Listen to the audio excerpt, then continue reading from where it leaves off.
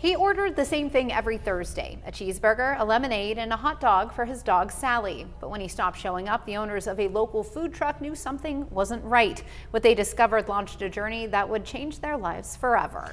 Here's this week's Hannah's Hero.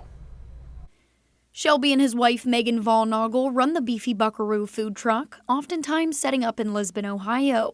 For the past 3 years, Bob Milhoan has showed up every Thursday at 2:30 p.m. with the same order: a cheeseburger with mustard, ketchup, and pickles, a lemonade, and a hot dog for his dog Sally. So when the new season began and Bob didn't show up, they noticed. It was because Bob was sick, battling kidney failure. When he finally made it back to the food truck, he opened up about everything he'd been going through.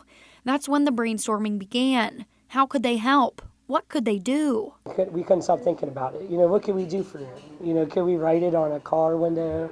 That he needs a donor or whatever.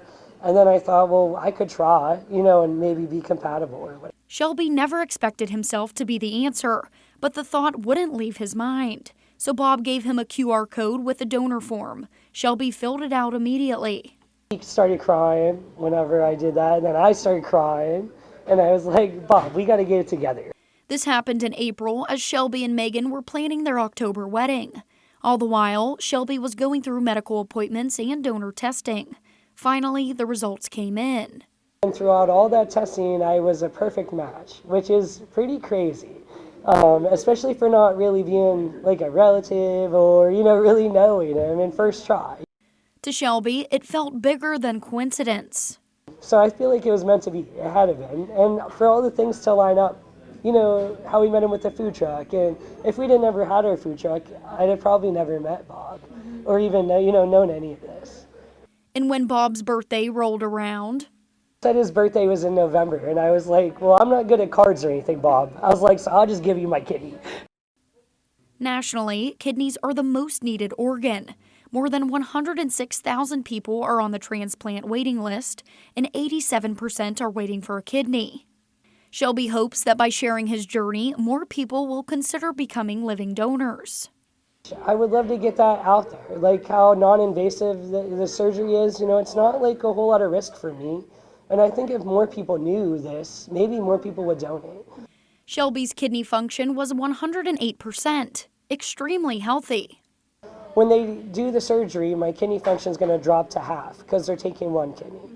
So, but then after 2 years, my kidney will grow in size to help compensate for not having the other one. So my kidney range will go right back into the 70 or 80 range.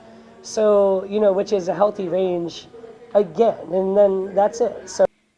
Meanwhile, Bob's health was declining fast, dropping from 10% kidney function in January to 7% recently. So Shelby knew time was of the essence. Even though people kind of act like I'm going to be going through this crazy surgery, but it's not really.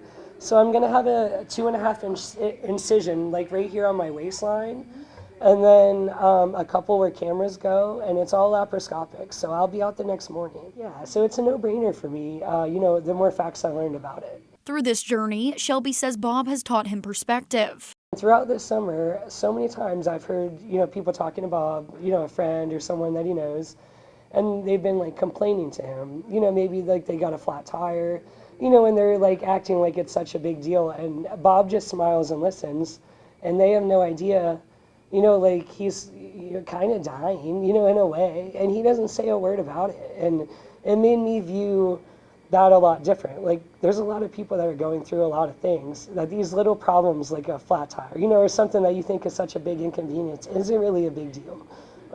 Shelby had surgery on December 8th, went home on the 9th, and is already recovering. He'll have a checkup in a week, and at the end of the month, he and Meagan will finally go on their honeymoon, a road trip to Oregon. When I asked Shelby what he knows about Bob, he laughed. I'm pretty sure it's like his own little excavating company. I don't know a whole lot about him, I guess. I just kind of met him through the food truck. So I could tell you he gets a cheeseburger and a lemonade and a hot dog for Sally. Yeah, with mustard, ketchup, pickle every Thursday. Meagan says she isn't surprised that Shelby would do something like this. I kind of think it was like meant to be. I think the universe sent Bob to us for this reason. He always puts other people first. He's always given out a helping hand. He's a very kind man. So is this surprising to you that No, no, not at all. If anybody would donate a kidney, it'd be Shelby. Bob had been on the transplant list for more than 2 years. So when they called to tell Bob he finally had a match, We called and told him about it, and he was just like, I'm so tickled. He's like, I don't know what to do. I'm so nervous and excited. Yeah. but thanks to Shelby, a food truck owner who simply cared about a loyal customer, Bob now has hope, healing, and a future. And Shelby says this experience has changed him forever, reminding him that the smallest interactions can lead to the biggest miracles. Tonight, he proves that heroes don't always wear capes. Sometimes they wear a Beefy Buckaroo shirt and serve cheeseburgers. Reporting for Hannah's Heroes, I'm Hannah Hayes. Hi, I'm Jamie Baker. Thanks for watching. Here's another video for you to watch, and please be sure to subscribe to our channel.